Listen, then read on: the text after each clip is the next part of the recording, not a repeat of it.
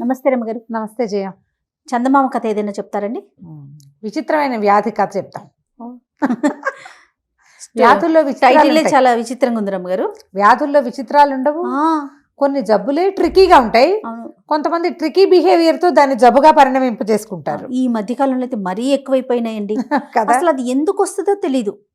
అది జెంటికల్ గా వస్తుందా లేకపోతే మన అలవాట్ల వల్ల వస్తుందా, ఏ రీజనో తెలియదండి. విచిత్రమైన జబ్బులు రమ్మగారు. అవును, ఆటో ఇమ్యూన్ డిసీజెస్ అంటారు. ఎందుకు వస్తుంది? పిల్లలు చూసి చక్కగా ఉండగా శుభ్రంగా పళ్ళల్లే ఉంటారు. సడన్ గా వాడికి ఏదో జబ్బు చేస్తుంది. ఎందుకు అలా వచ్చిందో ఎవరికి తెలీదు. ఓహో, డబ్బులు ఖర్చు అయిపోతాయి, పిల్లలేమో వెళ్ళిపోతారు, అమ్మ నాన్నలకి పాపం. అవునండి, లోకాన్ని మిగిల్చి వెళ్ళిపోవటమే. అబ్బో, పెద్దవాళ్ళకు కూడా అలాగే వస్తున్నాయి క్యాన్సర్. పేర్లు చెప్పకో, ఆ పేరు ఎత్తుకోకూడదు. అసలు భయం వేస్తోంది. ప్రతి పక్కింట్లోనూ ఉంది. అవునండి. ఈ విచిత్రమైన వ్యాధి ఇంకా విచిత్రమైంది. ఒక ఊళ్ళో, పల్లెటూరులో ఓ సాయమ్మ, రంగన్న భార్యాభర్తలు ఉన్నారు. వీళ్ళు ఏంటంటే కొంచెం పెద్దవాళ్ళు అయిపోయారు, మధ్య వయస్సు దాటారు, పిల్లలు కలగల. వాళ్ళిద్దరే ఉంటుండేవాళ్ళు. ఏదో చిన్న పొన్న వాదనలు మొదలుపెట్టి చిలికి చిలికి గాలివానయ్యి ఆ రంగన్న పెళ్ళాన్ని 4 కొట్టి రుసరుసలాడుతూ బయటికి వెళ్ళిపోయేవాడు. ఎప్పుడూ దెబ్బలు తినేది. మళ్ళీ సాయంత్రం మామూలుగానే ఉంటాడు. ఓకే. ఈ దెబ్బలు తిని తిని తిని ఒక దశలో అనిపించిందంటే ఎప్పుడైనా వీడిని కూడా చితకొట్టిచ్చేయాలి. ఇటీవల కాలంలో ఈ మాటలు వింటున్నాం. ఒకసారి పోలీస్ స్టేషన్లో పెట్టి ఉతికిచ్చేసేయాలి అని భర్తలను ఉతికించాలని భావించే భార్యలు ఇప్పుడు కనపడుతున్నారు బాగా. పాతకాలంలో కూడా ఉండేవాళ్ళు. ఎవరైనా సరే వీడిని తంతే గానీ ఆ తన్నుల నొప్పేంటో వీడికి తెలీదు. ఇంత వయసు వచ్చింది, ఇంకా నేను దెబ్బలు తినాలా అలా అనిపించేది. ఊరికే కొట్లాడుకునేవాళ్ళు. చివరికి అది 4 దెబ్బల్లో పరిణమించి గొడవ సద్దుమణుగుతూ ఉండేది. ఒకనాడు ఇలాగే ఏదో భార్యాభర్త మాట్లాడుకుని ఆయన పెళ్ళాన్ని కవ్వించి 4 పిడిగుద్దులు గుద్ది అడవికి కట్టెలు కొట్టుకురావడానికి వెళ్ళిపోయాడు. ఆవిడ ఎప్పుడెప్పుడు అని చూస్తున్న అవకాశం ఆ రోజు వెతుక్కుంటూ వచ్చిందనమాట. ఏమైంది? అటాగా రంగన్న అటు వెళ్ళిపోయాక ఒక అరగంట గంట తర్వాత ఈవిడేదో మెల్లిగా లేచి ఇంట్లో పని చేసుకుంటుంటే జమీందార్ గారి పని వాళ్ళు ఒక 4 వచ్చారు. మంచి ఆజాన్ బాహులు, పాలేళ్ళు జమీందార్ గారి దగ్గర ఇంట్లో ఉన్నారు. వీళ్ళ వాకిలు ఎలా ఉందంటే వీళ్ళ ఊళ్ళోకి ఎంటర్ అవుతూ ఉండగా ఉన్న మొదటి గుమ్మాలలో వీళ్ళదొకటి. వాళ్ళు ఊళ్ళోకి వచ్చి మిగిలిన గుమ్మాలు కాస్త గడియలు పెట్టున్నాయి బయట వైపు, పొలం పనులకు వెళ్ళిపోయి. ఇక్కడ పొలం పనులు లేవు వీళ్ళకి. ఆయన కొట్టలు కొట్టడానికి వెళ్ళాడు, ఈవిడ ఇంట్లోనే ఉంది. గుమ్మం జారేస్తుంది. దాంతో తలుపు కొట్టారు. కొట్టి ఈ ఊళ్ళో ఎవరైనా చిట్కా వైద్యులు ఉన్నారా అని అడగడానికి వచ్చారు. ఏమిటంటే జమీందార్ గారి అమ్మాయికి ఏదో విచిత్రమైన వ్యాధి వచ్చింది. ఆ వ్యాధికి గుణం కనపట్టాల ఎంతమంది వైద్యులు వచ్చినా. అందుకని ఏదైనా చిట్కా వైద్యం ఫలిస్తుందని ప్రతి ఊరికి 4 సైనికులను చొప్పున పంపారు. ఒక 4 ఆజాను బాహువులు, మంచి పుస్తీలు గిస్తీలు, ప్రమాణంగా మీసాలు, వాళ్ళు దుడ్డు కర్రలు, మనుషులు జమాజట్టిల్లాగా ఉన్న వాళ్ళని చూసేసరికల్లా ఈవిడికి ఉత్సాహం వచ్చింది. లేకేం బాబు, చక్కగా వెతుక్కుంటూ మా ఇంటికి వచ్చారు. మా ఆయనే బ్రహ్మాండ వైద్యుడు, మామూలు వైద్యుడు కాదు, ఘనాపాటి అనుకోండి. అసలు మొన్న మీరు నమ్మరు, మా పూజారి గవరయ్య గారి అబ్బాయి గుడిగోపురం నుంచి పడ్డాడు, కాలు మెలికబడిపోయి బిడ్డ నేల గరుచుకుపోయాడు. మా ఆయన ఏదో ఇంత తైలం ఎక్కడి నుంచి తెచ్చాడో పట్టించి రుద్దితే పిల్లాడు చూస్తూ ఉండగా కోతి పిల్లలే ఒక్క ఎగిరి లంఘించి ఎక్కేశాడు గోపురానికి మళ్ళీను. అట్లాంటి వాడు. అసలు చిట్కా వైద్యం అంటే మా ఆయన తర్వాతే ఇంకెవరైనా వీళ్ళ దగ్గర దొరికించడానికి చేసిందనమాట. వాళ్ళు ఏమన్నారు, ఏడమ్మా ఎక్కడున్నాడు అనేసరికల్లా కట్టెలు కొట్టుకు రావడానికి వెళ్ళాడు బాబు అని అన్నాక నాలికి కొరుక్కుంది. వైద్యుడు అని చెప్తూ ఏమని చెప్పాలి, మందులు మూలికలకు అని చెప్పాలి. చెప్పేసింది కదా. చెప్పేయంగానే వాళ్ళు అన్నారు, అదేంటమ్మా అంత ఘన వైద్యుడు అంటివి, ఆయన అటైటా వెళ్ళాడు, కట్టెలు కొట్టడానికి ఇంకెవరు లేరా ఏమిటమ్మా అంటే, అదేనండి మా ఆయన వింత, మా ఆయన భలే విచిత్రంగా ప్రవర్తిస్తాడు, అచ్చు కాపల్లే ప్రవర్తిస్తాడు, తల గుడ్డ కట్టుకుంటాడు, పంచె ఎగ్గడతాడు, పొలం కాపులు ఎట్లా పనిచేస్తారో అట్లా చేస్తాడు.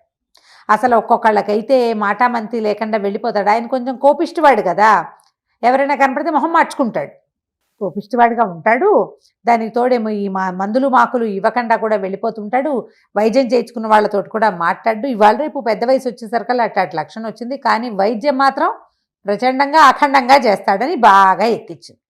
వీళ్ళు అన్నారు, సరేలేమో ఏ పక్కకి వెళ్ళాడు చెప్పు, మేము పోయి వెతుక్కొస్తాం. మనిషి ఎంతవాడు ఏంటంటే 50 దాటిన వాడు, ఓ ఇట్టా ఉంటాడని, ఓ పంచె కట్టుకుని ఉంటాడు, కట్టెలు కొడుతుంటాడు, వెళ్ళండి. వీళ్ళేమో ఆయన వెతుక్కుంటూ పోయారు.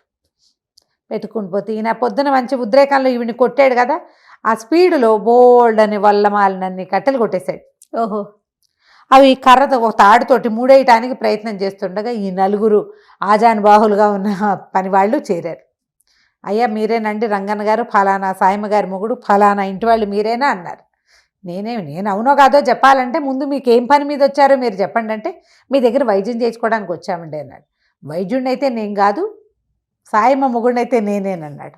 అనేసరికల్లా ఆవిడ ముందే ఇచ్చిందిగా హింటు, నేను వైద్యుడిని కానంటాడని. వైద్యం చేయనంటాడు కానీ చేస్తాడు అని. బాబు అట్లా కాదండి, జమీందార్ గారు అమ్మాయికి చాలా జబ్బు చేసింది, మీరు వచ్చి మీ చిట్కా వైద్యంతో పిల్లని రక్షించాలి, జమీందార్ గారు చాలా కష్టపడుతున్నాడు, బోళ్ళంత డబ్బిస్తారు, ఎంతమందో వైద్యులను చూసాం, పిల్లకి గుణం కనపడలేదు అనేసరికల్లా ఈయన ఏమనుకున్నాడు, సరే ఫోన్లే అదేంటో వెళ్ళి చూసొస్తే సరిపోతుంది కదా, ఏమైతే అదైందని మరి మోపు ఎత్తుకోండి అంటే వాళ్ళు నలుగురు చిన్న చిన్న మోపులు చేసి తలా ఒక మోపు ఎత్తుకొచ్చారు. 4 మోపులు ఇంటి దగ్గర పారేసి ఆ నలుగురు పెద్ద మనుషులతో కలిసి ఈ సాయి రంగన్న గారు పోయాడు. వెళ్ళేసరికల్లా జమీందార్ గారు చేతులు నలుపుకుంటూ తిరుగుతున్నాడు అటు ఇటు. మా పిల్లకి అస్సలు బాగలేదు, మాట పడిపోయింది ఉన్నట్టుంది. ఎంత వైద్యం చేయించినా మాటే రాలా, పిల్లకి మిడిగుడ్లు పడ్డాయి, అట్లా చూస్తూ ఉంటుంది, నోటి నుంచి మాట రావట్లేదు, మీరే ఏదైనా చెయ్యాలన్నాడు. ఈయన ఏం చేశాడు, కాస్త ఆలోచించి శరీర తాలూకు నిర్మాణము, ఆ జబ్బులు, వాటిని గురించి ఒక స్పీచ్ ఇచ్చాడు గంభీరంగా ఇస్తే ఈయన ఆశ్చర్యపోయాడు. చూస్తే మనిషి బాగున్నాడు, 50 ఏళ్ళు దాటాడంటే ఏదో పిచ్చి వేషాలు వేయడు, మంచివాడే అయి ఉంటాడు. కాకపోతే ఈయన ఇచ్చిన స్పీచ్లో కొన్ని తేడాలు ఉన్నాయి. అదేమిటంటే, చిన్నప్పటి నుంచి నేను విన్నాను గుండె ఎడం పక్కన ఉందని నాకు తెలుసు, మీరు ఏదో కుడి పక్కన ఉందని చెప్తున్నారు ఏమిటండి అన్నాడు. అనగానే ఈయన సర్దుకుని ఏమన్నాడంటే, ఇది వరకు అటే ఉండేదండి, కాలక్రమాన ఈ మనుషులు ఎగురులు దూకుళ్ళు ఎక్కువ ఎడం పక్కకి జరిగిపోయింది, మరి మీ పిల్లని చూపించండి అన్నాడు. ఆ పిల్లని చూపించేసరికల్లా లోపలికి వెళ్తే ఆ పిల్ల చక్కగా అందంగా చిలకలాగా ఉంది, అదే పనిగా చూస్తుంటే ఏం చెప్పినా ఏమిటి అదేం మాట్లాడదే, నవ్విచ్చినా నవ్వు మాటలు మాట్లాడినా మాట్లాడటల్లా. ఈయన అన్నాడు, ఓ పని చేయండి, మరి వైద్యం సంగతి నేను చూస్తాలేండి, చక్కగా అన్నం ఉండలు చేసి మజ్జిగలో ముంచి తినిపించండి, అన్నపు ఉండలు మజ్జిగలో ముంచి తినిపించండి, చిలకలకు పెట్టే ఆహారం అదే, చిలకలకు కనుక అట్టాటి తిండి పెడితే శుభ్రంగా మింగేసి చక్కగా మాట్లాడే చిలకలాగా మాట్లాడుతుంది మీ అమ్మాయి కూడా, మజ్జిగానం పెట్టండి, అదే వైద్యం అన్నాడు. రోజు పెడుతూనే ఉన్నామండి అన్నారు వీళ్ళు. మీరు ఎట్టా పెడుతున్నారు అంటే, ఏముంది అన్నం పిసికేసి మజ్జిగ పోసి పలచగా చేసి పెడుతున్నాం. కాదు, నేనేం చెప్పాను, అన్నం ఉండలు చేసి మజ్జిగలో ముంచి పెట్టమన్నాను, ఇలా పెట్టండి గుణం కనపడుతుంది, వెళ్ళొస్తానన్నాడు. రాజుగారికి ఈయన పర్సనాలిటీ మీద, ఈయన మాట్లాడిన మాట మీద, ఈయన కంటి మీద గురి బాగా కుదిరింది. చాలా సంతోషించి ఓ 1000 వరహాలు చేతిలో పెట్టాడు. మీరు చెప్పినట్టే చేస్తాం, కాస్త అప్పుడప్పుడు వచ్చి అమ్మాయిని చూస్తూ ఉండండి గుణం కనపడేదాకా. ఈయన ఇంటికి వెళ్ళి పెళ్ళాన్ని చెప్పాడు, ఏమే వాళ్ళు ధనం ఇస్తామన్నారు, ఏవో 1000 వరహాలు ఇచ్చారు, ఇంకా ఇస్తారట అంటే ఆశ్చర్యపోయింది. ఇదేం వైద్యం, నువ్వేం చెప్పావు అంటే ఏదో చెప్పానన్నాడు. మందేం వేసొచ్చావు, మందేం వేయలా, మజ్జిగ అన్నం ఉండలు చేసి మజ్జిగలో ముంచి పెట్టమన్నానంటే నవ్వుకున్నారు ఇద్దరు. ఇంతలో ఏమిదో కుర్రాడు వచ్చి మీరేనా డాక్టర్, మా జమీందార్ గారికి వెళ్ళిన డాక్టరు అన్నాడు. అవును, నేనే జమీందార్ దగ్గరికి వెళ్ళాను, పిల్లకి మాట మంతి లేదు, చక్కగా ఉంది, చూపులకి చిలకలాగా, మాటల చిలకతనం లేదు దానికి అన్నాడు. అనేసరికల్లా కుర్రాడు అన్నాడు, మీ వల్ల ఏం కాదండి, మీరు ఏ మంది వేసినా ఆ అమ్మాయి మాట్లాడదు, ఎందుకంటే అమ్మాయి నేను ప్రేమించుకున్నాం, వాళ్ళ నాన్న ఇంకో పెళ్లి కుదిర్చాడు. జమీందార్ గారి బాధ ఏమిటి, పెళ్లి కుదిర్చాము, పిల్లకి మాట పడిపోయింది, పెళ్లి నాటికి మాటలు రావాలి అని చెప్పాడు ఈయనకి. ఈ రంగన్నకి చెప్పాడు ఆ మాట. ఈ కుర్రాడు ఏం చెప్పాడంటే, పెళ్లి కుదిర్చారు కాబట్టి అమ్మాయి మాట్లాడటం మానేసింది, ఇది జబ్బును పడిపోయింది కాబట్టి పెళ్ళి ఆగిపోయింది, సంబంధం వాళ్ళు సిద్ధంగానే ఉన్నారు, ఏనాడు ఈ పిల్ల జబ్బు కుదిరితే ఆ రోజు పెళ్లి చేసుకోవడానికి, ఆ జబ్బు కుదిరే జబ్బు కాదండి అనగానే ఆ రంగన్న అన్నాడు, ఎందుకు నాయన ఈ బాధ అంతా, నువ్వు రా నాతోటి అని చెప్పేసి 3వ రోజున ఆ కుర్రాన్ని వెంబడి పెట్టుకుని రాజస్థానానికి తీసుకుపోతే పిల్లని చూస్తానన్నాడు. మీరు చెప్పినట్టుగానే అన్నం పెట్టామండి, ఏం గుణం కనపడలేదు అన్నాడు. ఇప్పుడు కనపడుతుంది కాదండి గుణం, నన్ను లోపల పంపించండి అన్నాడు. ఈ అబ్బాయి ఎవరండి అంటే, మావాడే శిష్యుడని ఆ శిష్యుని వెంట తీసుకుపోయాడు లోపలికి. ఆ అబ్బాయిని చూడగానే పిల్లకి కిలకిల మాట్లాడటం మొదలుపెట్టి వాళ్ళ నాన్న లోపలికి వచ్చాడు. నువ్వు తెచ్చిన సంబంధం చచ్చిన చేసుకోని తెలుసా నీకు అంది. అనేసరికి రాజు కొళ్ళు మండిపోయింది. చిచ్చి పాడిపిల్ల పిచ్చివాగుడు బాగుతుంది, ఏదైనా మందేసి దీన్ని నోరు పడిపోయేలాగా చేయమన్నాడు. అనేసరికి రంగన్న అన్నాడు, బాబు ఎందుకండి, ఈ పిల్లకి మాట పడిపోయిందే దీనివల్ల, ఒకవేళ ఇది వద్దంటే అమ్మాయి ఆ పెళ్ళే చేసుకోదు, మీ పరువు పోతుంది, మాట తెప్పించిన వాడికి ఏది కావాలంటే అది ఇస్తానన్నారు కదా, వీడే మాట తెప్పించిన వాడు. వాడికి ఇచ్చి పెళ్లి చేయండి, బాగుంది కదా. రాజుగారికి ఏం చేయాలో తెలియలే. పిల్ల నువ్వు నువ్వు చచ్చిన పెళ్లి నేను చేసుకోనంది. ఇక జమీందార్ గారు ఏం చేస్తాడు, ఈ లోపల దాసీలు వాళ్ళు వీళ్ళు వచ్చేసి చూసేశారు. ఈ కుర్రాడు ఎవరో వచ్చాడు, వాడిని చూడగానే పిల్ల చిలకలాగా మాట్లాడుతోంది. ప్రచారం అయిపోయిందా, ఈ మాట ఇప్పటికి పోదు కదా. సరే ఆయన ఏమనుకున్నాడు, అలా కానివ్వండి, సరే ఈ కుర్రాడి వల్ల మాట వచ్చింది కాబట్టి కుర్రాడికి ఇచ్చి పెళ్లి చేస్తున్నామని ప్రచారం చేయడానికి నిశ్చయించుకుని ఈ రంగన్న గారికి 10,000 వరహాలు బహుకరించి బట్టలు పెట్టి, బాబు సంతోషంగా ఉండండి, మీ వల్లే మా పిల్లకి గుణం కుదిరింది, లేకపోతే ఇది తెలిసేదే కాదు.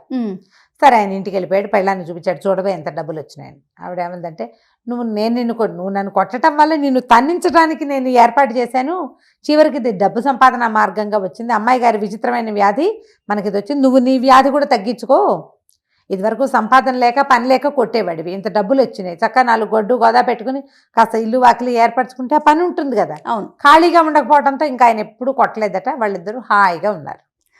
కథ కంచుకి మనం ఇంటికి. చాలా బాగుందండి. నమస్తే. నమస్తే.